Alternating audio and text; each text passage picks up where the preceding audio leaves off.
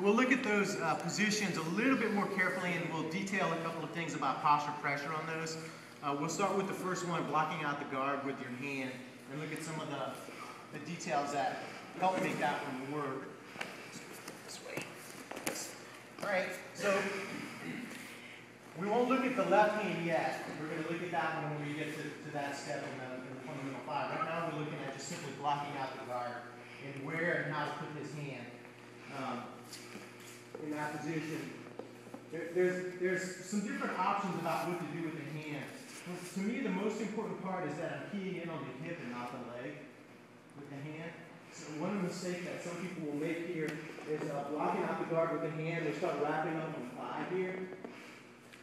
And they begin to use that as a lever. Sometimes, especially if the bottom person begins to get up on the side here like this, what I see people doing is wrapping the leg like this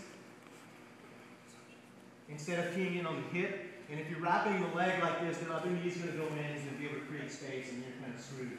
So this arm, it acts like a forklift, and it's got to really key in on the hip here. And I want to drive it in deep so that his hip bone is in contact with the crook of my elbow here. So I'm in deep.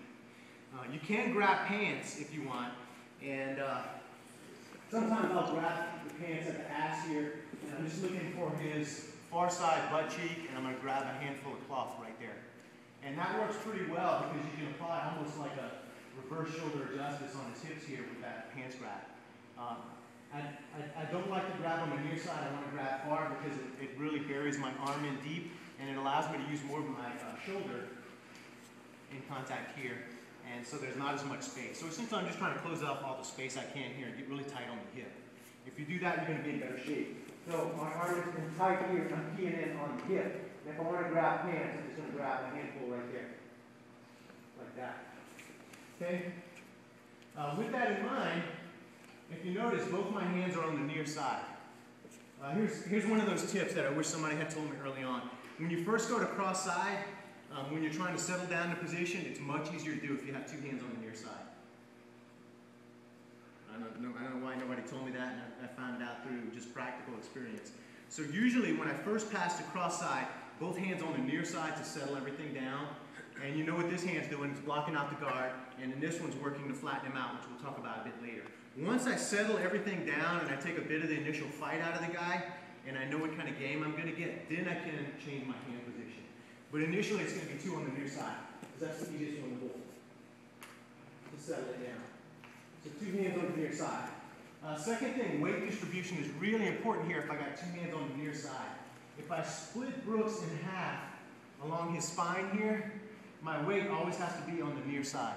Always. My weight can never rest on top of the center line, and it can never ever pass the center line. If my weight is resting on or past the center line, I'm always going to get rolled in that direction, or I'm not putting the right amount of weight and pressure on his body. So what I want my weight to do is I want my weight to come in at this angle. I want it to land here, which is at about the quarter point, and then drive into the mat at that angle. I can't do that if my weight's directly on top. I'm not going to have a good angle to apply weight and pressure. So what I need to be able to do is back my body up and then apply weight on the near side of the body here. There. And you become weight heavier. So I'm pushing right here. Those 2 things. So my arm is in tight. I'm pushing on the near side of the body, and I'm settling stuff down when I have 2 on the near side. 2 on the near side is best for settling down. It has the least amount of possibilities in terms of setting up subs.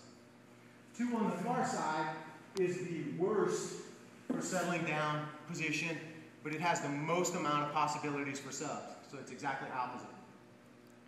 And then you have the positions where you have 1 hand on near and 1 hand on far, and those offer some benefits of both. So that's how you start to think about the hand positions in the cross side top. If the guy is going apeshit on the bottom, 2 on the near side. Settle it down. Okay?